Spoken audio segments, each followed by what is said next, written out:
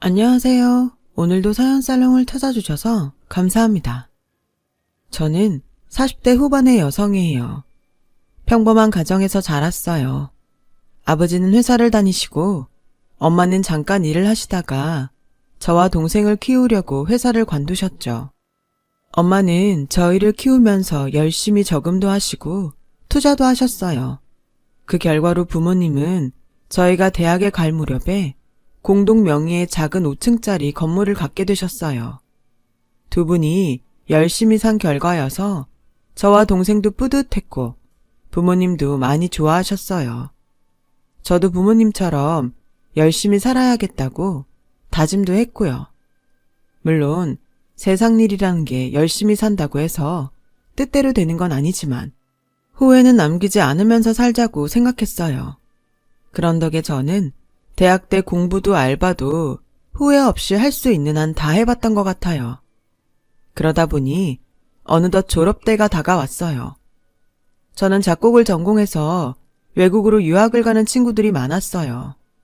하지만 저는 냉정하게 생각해 봤을 때 제 수준이 작곡으로 먹고 살 수 있는 정도는 아닌 것 같더라고요. 유학을 다녀왔다고 해서 그 돈을 쓴 만큼 결과를 낼 수 있다는 생각도 안 들었고요. 그래서 저는 유학이나 대학원 진학이 아닌 다른 길을 선택했어요. 바로 돈을 벌 수 있는 음악학원을 차렸어요.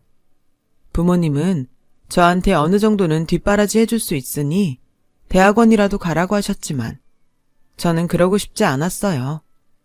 제가 어느 수준인지 정도는 파악하고 있었거든요. 대학원에 간다고 해서 그렇게 열심히 할 것 같지도 않았고요. 저는 제가 그동안 일하면서 모아놓은 돈에다가 대출을 받아서 학원을 열었어요. 제가 4년제 대학에서 음악을 전공한 원장이라는 걸 중점적으로 홍보했더니 학생들이 점점 모여들기 시작했어요. 저도 학생 한 명 한 명 열심히 가르쳤어요. 학원은 1년이 지나자 학생 수가 굉장히 많아지더라고요. 혼자서는 감당이 되지 않아서 저와 함께 하루 종일 있을 부원장과 시간제로 와서 애들을 가르칠 선생님들 둘을 더 뽑았어요. 이 정도면 젊은 나이에 성공한 것 같은 기분이 들어서 스스로가 뿌듯하고 매일이 보람찼어요. 저는 학원이 잘 되는 재미에 푹 빠지게 되었죠. 개원하고 4년이 되던 해에는 동네에서 제일 큰 건물에 2층 전부를 계약해서 학원을 옮겼어요. 엄마가 부모님 건물로 들어오라고 하셨지만 저는 부모님 도움 없이 하고 싶었어요. 또 제가 계약한 곳이 위치가 더 좋기도 했고요. 저희 학원의 장점은 무엇보다도 학생들한테 음악의 기본 리듬과 박자 감각을 탄탄하게 가르치는 거였어요. 그렇기 때문에 아이들이 나중에 어려운 곡을 하게 될 때도 박자를 세고 리듬 맞추는 걸 힘들이지 않고 곡을 익힐 수 있었거든요. 저는 실용음악에도 관심을 갖고 따로 신디사이저를 공부했고 학원에 실용음악 건반과 보컬 학생도 모집했어요. 그랬더니 의외로 중고생들이 많이 오더라고요. 성인들 중에서도 클래식을 배우러 오는 분들도 있었지만 전자건반 악기를 하고 싶다고 오는 분들도 많아졌어요. 하는 일마다 잘 되니 돈 버는 재미에 더 푹 빠지게 됐어요. 제가 29살이 되자 엄마는 자꾸 선자리를 만드셨어요. 네가 지금이야 젊으니까 돈 잘 벌고 좋겠지만 이것도 한때야. 30 넘으면 시간 금방 가. 얼른 좋은 사람 만나서 가정도 꾸려야지. 돈이 아무리 좋다고 해도 평생 혼자 살 거야? 내가 언제 평생 혼자 산댔어. 선 말고 그냥 만날 거야. 30 넘는다고 큰일 나는 것도 아닌데 너무 그러지 좀 마. 제가 젊었을 때만 해도 30이 넘기 전에 결혼을 해야 된다는 생각을 하는 사람들이 많았어요. 저는 엄마 성화에 못 이겨서 몇 번 선을 봤지만 전부 한 번의 만남으로 끝났어요. 그러다가 학원하는 친구들끼리 만난 자리에서 누가 저에게 소개팅을 해주겠다고 하더라고요. 제가 관심 없다고 했더니 그 친구는 그냥 만나보기만 해. 소개팅 한다고 다 사귀고 결혼하는 거 아니잖아. 미정이 너 남자친구도 없는데 심심하지 않아? 편하게 생각하고 마음에 들면 가볍게 만나봐. 라길래 마음이 움직여서 소개팅에 나가게 됐어요. 남자는 막 치과 수련일을 마치고 개업을 앞두고 있다고 했어요.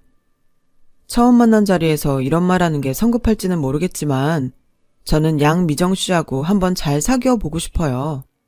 라는데 당황스럽긴 했지만 저도 남자가 괜찮았기 때문에 몇 번의 만남 후에 사귀자고 했어요.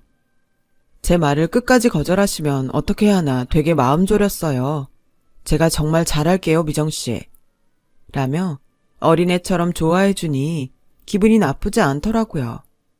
남자는 개업을 한 지 얼마 안 돼서 많이 바빴고 저도 학원 일이 계속 바빴기 때문에 자주 만나지는 못했어요. 그래도 일주일에 한 번 쉬는 날에는 꼭 만나려고 노력했죠. 그렇게 한 6개월 정도 지났을 때 남자가 느닷없이 결혼 얘기를 하더라고요. 나는 우리가 서로 바빠서 계속 제대로 만나지도 못하니까 차라리 결혼해서 같이 사는 게 나을 것 같아. 그게 경제적으로도 훨씬 도움이 되지 않겠어? 그 말도 일리는 있는데 갑자기 결혼 얘기를 하니까 좀 당황스러워. 만난 지 오래된 것도 아니고 결혼을 하자는 말을 할 만큼 서로를 잘 아는 것도 아니잖아. 오래 만났다고 해서 다 결혼하는 거 아니잖아. 그리고 난 우리 정도 맞으면 결혼해도 될 것 같은데. 그런 생각 해본 적 없어? 서로 모르는 점이 있다고 해도 그건 차차 알아가면 되는 거고. 라는 남자 말에 정말 고민이 됐어요. 이렇게 계속 만나다 보면 언젠가는 결혼하겠지라는 생각을 한 적도 있지만 너무 준비 없는 상태에서 말이 나오니 잘할 수 있을지 불안했어요. 하지만 남자는 계속 결혼하자고 조르더라고요. 저도 점점 엄마 말대로 30살이 되기 전에 결혼하는 게 나을 것 같다는 생각이 들기 시작하던 때였고요. 그래서 결혼을 하기로 결정했어요. 더 나은 남자를 만날 수도 있겠지만 꼭 그럴 거라는 보장도 없으니까 지금 만나는 사람이 제일 좋은 사람이려니 생각했죠. 부모님은 제가 결혼에 관심 없는 줄 알고 계시다가 제가 결혼을 한다고 하니까 두 분 다 많이 기뻐하셨어요. 남자가 치과 의사라고 하니 엄마는 직업 때문에 더 좋아하셨죠. 저희는 양쪽 집에 인사를 드리고 상견례를 가졌어요. 남자 아버지는 목재상을 한다고 하셨고 어머니는 평범한 주부였어요. 여동생이 한 명 있는데 해외에서 공부를 한다고 했고요. 남자 부모님이 생각보다 드센 것 같았지만 선입견이려니 생각했어요. 상견례 후 엄마는 조심스럽게 생각했던 것보다 부모님이 점잖은 분들은 아닌 것 같다. 남자애만 보면 그다지 나쁘다는 생각은 안 드는데 그래도 집안 분위기 무시 못하잖아. 라고 하셔서 저도 좀 망설이는 마음이 생기더라고요. 저희 가족은 고민 끝에 사람을 잘 알지 못하면서 판단하지 말자고 결론을 내렸고 저와 남자는 결혼 준비를 시작했어요. 솔직히 제가 얼마나 더 좋은 집안을 만나겠다고 나 좋다는 사람들을 뿌리치는 게 도리상 아니라는 생각을 했어요. 시간이 흐르고 저와 남자는 결혼을 하게 됐고 신혼생활을 시작했죠. 그리고 한 달도 안 돼서 시어머니와 마찰이 생겼어요. 어느 날 학원에 가보니 원장실 앞에 이상하게 생긴 금색 장식품이 걸려 있더라고요. 누가 걸어놓은 건지 물어봤더니 시간제로 오는 선생님 한 분이 조심스럽게 아까 제가 오기 전에 어떤 할머니가 원장 선생님 시어머니라면서 이거 걸어놓으러 왔다고 하시더라고요. 어떻게 들어오셨냐고 하니까 원장님 시어머니라고 하고 주인한테 열쇠 받았대요. 시어머니한테 전화를 해서 확인을 해보니 맞다고 하는 거였어요. 내가 거기 주인한테 얘기 잘 해놨어. 너 좀 잘 봐달라고. 그게 돈을 불러오는 거라니까 잘 걸어놓고 있어야 한다. 어머니, 생각해 주신 건 너무 감사한데요. 그래도 아무도 없을 때 열쇠 받아서 들어오시는 건 저나 다른 선생님들 입장에선 좀 불편해서요. 내가 내 며느리 학원 가는 게 뭐가 어떻다고 그래. 내가 네 시어머니라니까 주인도 얼른 열쇠 주던데 너도 참 별나다. 기껏 생각해서 갔는데 네가 이럴 줄은 몰랐구나. 아니요, 오신 걸 말씀드리는 게 아니에요. 문 열지 않은 시간에 저도 없는데 들어오셔서 그게 좀 걸린다는 거죠. 그리고 저 생각해 주신 건 너무 감사한데요. 앞으로 장식품 같은 건 저하고 의논하시고 사셨으면 좋겠어요. 그 말이 그 말이잖냐? 내가 한 게 다 마음에 안 든다는 거잖아. 됐으니까 그만해라. 라더니 전화를 뚝 끊어버리더라고요. 저는 건물 주인한테 시어머니한테 열쇠 줬냐고 조심스럽게 물어봤어요. 주인은 아주 곤란한 표정으로 내가 아무리 시어머니라고 해도 무슨 증거가 있는 것도 아니라 난처했어. 원장님 결혼식에 갔어도 시어머니까지 챙겨보는 건 아니잖아. 근데 하도 길바닥에서 큰 소리로 우기니까 어쩔 수 없이 줬지. 혹시 학원에 무슨 실수라도 했어? 나도 원장님 학원 잘 되고 평판 좋으니까 우리 건물 이미지에도 도움이 돼서 좋은데 문제라도 생기면 곤란하니까 당장 열쇠 바꿔줄게. 그런데 다음에 더 황당한 일이 생겼어요. 제 앞으로 무슨 청구서 같은 게 왔는데 200만 원이나 되더라고요. 시어머니가 학원에 걸어놓고 간 그 희한한 물건 가격이었어요. 그걸 일방적으로 사서 생색은 다 냈으면서 물건값은 저한테 내라는 거였어요. 그럼 네 학원 잘 되라고 걸어놓는 건데 네가 돈을 내야지. 그 돈을 왜 내가 내니? 그게 그렇게 싫으면 네가 반품해. 근데 한번 걸었던 건 반품 안 해준다고 하던데 되려나 모르겠다. 저는 시어머니 사고방식이 너무 이해가 안 됐어요. 아무리 제가 잘 되라고 해준 거라지만 원래 그런 건 돈을 주고 선물하는 게 일반적이라고 생각했거든요. 남편도 자기 엄마가 한 일이 당황스러웠는지 엄마가 그러신 거 나도 몰랐네. 나이 많고 세상 물정 잘 몰라서 그러신 것 같으니까 이해 좀 해줘. 어쨌든 당신 잘 되라고 한 일이잖아. 남편 말대로 나이 많은 어른이니 그럴 수 있겠다 하고 이해했어요. 하지만 그 말도 안 되는 장식품 값을 물어야 할 때마다 너무 속이 상했어요. 장식품은 학원에 오는 사람들도 다 너무 이상하게 봐서 상자에 넣어뒀거든요. 그 뒤로 시어머니는 저 없을 때 한 번 더 학원에 오셨고 열쇠가 맞지 않자 제가 열쇠를 바꿨다며 뭐라고 하셨어요.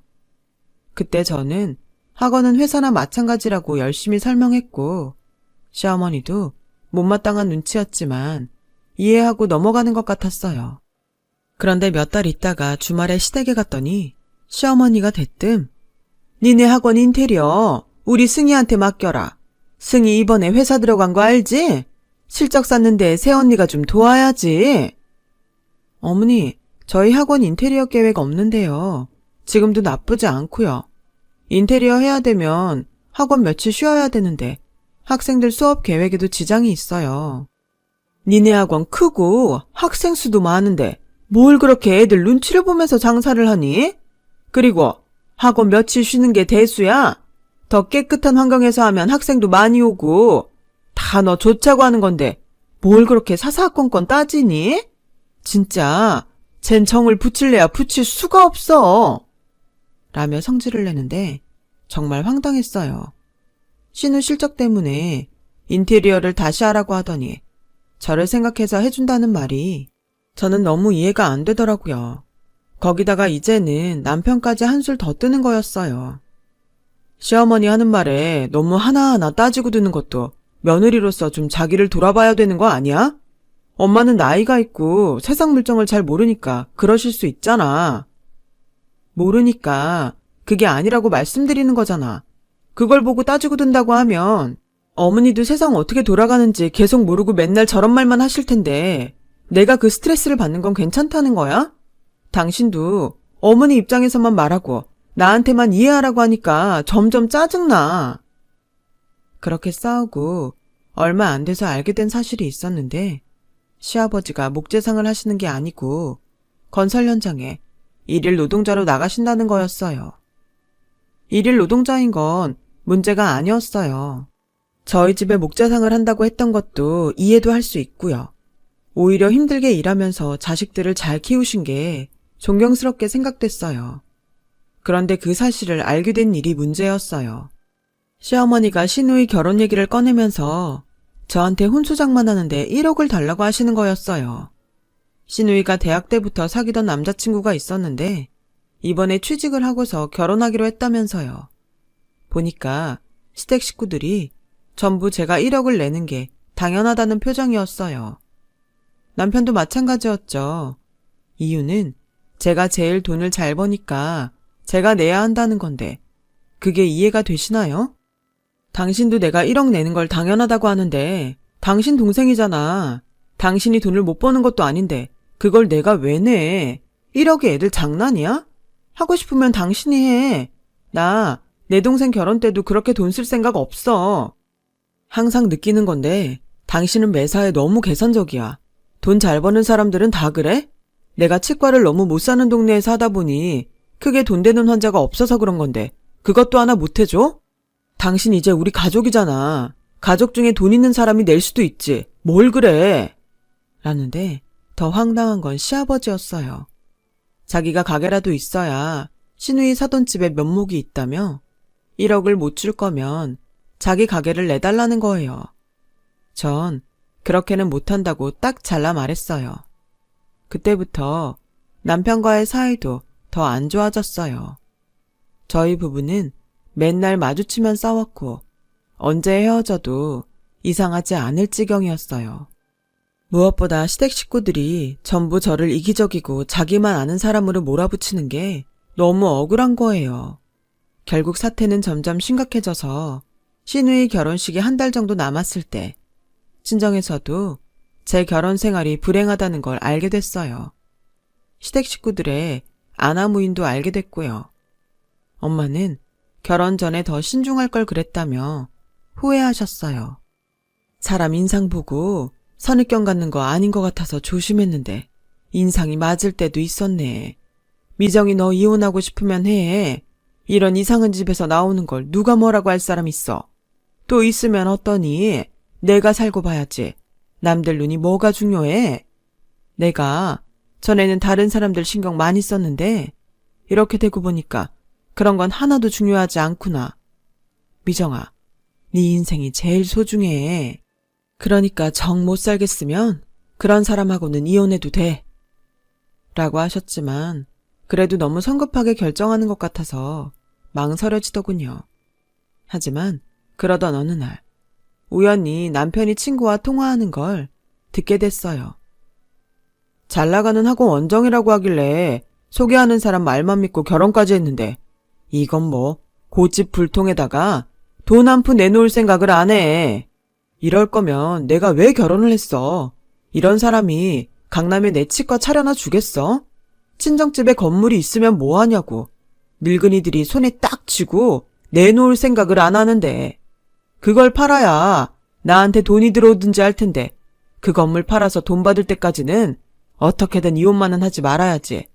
그거라도 받아야 내가 이 결혼한 거 덜 억울하겠어. 저는 그 말을 듣고 너무 화가 나더군요. 저야말로 억울한 마음이 들었어요. 남편은 그래도 저를 사랑했으니까 결혼했다고 믿었는데 제 돈 보고 집에 건물이 있으니까 결혼한 거였어요.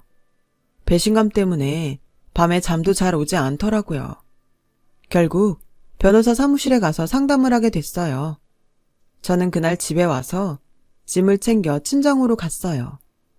남편은 제가 집을 나간 걸 알고는 전화로 난리를 치는 거였어요. 당장 오라고 소리를 쳐도 제가 꼼짝도 안 하니까 친정까지 쫓아왔어요. 그러자 엄마가 나서서 남편을 현관에서 못 들어오게 하셨어요. 자네, 우리 미정이 못 만나네. 내가 다 들었는데 자네 우리 집 건물이랑 미정이 학원 때문에 결혼한 거라며? 그렇게 돈을 목적으로 결혼을 해놓고 내 딸을 돈만 하는 이기적인 사람으로 몰아? 나한테서 더 험한 말 나오기 전에 얼른 돌아가. 그렇게 돌려보냈는데 며칠 후 시어머니가 학원에 찾아와서 시누이 상견례 때 참석해달라고 하더군요. 그래도 네가 아직은 형석이 안 사람이잖냐. 우리 집에 와서 며느리 신용이라도 해야 네 도리를 다하는 거 아니겠어? 하면서 갖은 말로 저보고 상견례 하는 곳에 오라고 하는데 아이들은 가르쳐야 되고 선생님들도 왔다 갔다 하는데 시어머니만 상대할 수 없어서 그럼 그날만 가겠다고 했어요. 그랬더니 신이 나서 자기 딸하고 남자친구가 찍은 사진을 보여주더라고요. 니 내 친정인 좀 산다고 우리 알기를 우습게 알았지? 우리 승희 짝은 니네보다 훨씬 부자야. 어디서 잰 척이야? 라며 부탁할 때와는 180도 다른 태도를 보였어요. 저는 잠자코 그 사진을 보기만 했어요. 저는 변호사 사무실에 가서 이혼하겠다고 정식으로 의뢰 요청을 했어요. 그렇게 한편으로는 조용히 이혼 소송을 준비하면서 한편으로는 학원 일을 전보다 더 열심히 했어요. 결혼하고 1년도 안 돼 이혼 소송을 하는 게 너무 속상해서 그걸 잊으려고 일에 열중한 것 같아요. 시간이 흘러 상견례 날이 왔어요. 저는 집 앞에 온 남편에게 아무 말도 하지 않고 조용히 따라갔죠. 상견례 장소에 도착했더니 시댁 식구들은 이미 다 나와 있더라고요. 좀 있으려니까 신우 남자친구 집안 사람들이 들어오더라고요. 남자 집안 사람들은 저를 보더니 눈이 휘둥그레졌어요. 너 미정이 아니니? 어머, 네가 이 자리에 어떻게 와 있어? 라고 남자 어머니가 말하자 시댁 식구들은 어리둥절해서 저를 보더라고요. 어머니뿐만 아니라 아버지와 남자 형, 그리고 남자까지 저한테 아는 척을 했거든요. 안녕하세요, 삼촌, 숙모. 이런 자리에서 뵙게 됐네요. 찬우도 오랜만이다. 잘 지냈어? 라며 제가 인사를 하자 신우는 당황해서 찬우를 쳐다보더라고요. 우리 사촌 누나야. 근데 누나가 여긴 왜 있어? 잠깐만. 여기 왔다는 건 가족이란 말인데? 그럼 누나 속이고 결혼했다는 사람이 혹시? 라고 하자 다들 놀라서 서로를 보더라고요. 그래 맞아 찬우야. 우리 집 건물하고 내 수입 노리고 결혼한 사람이 바로 이 남자야. 네 여자친구 오빠. 삼촌, 숙모, 혹시 모를까봐 말씀드리는데 아직까진 제 시아버지인 이분은 목재상을 하시는 게 아니고 그냥 건설 현장에 일하러 다니세요.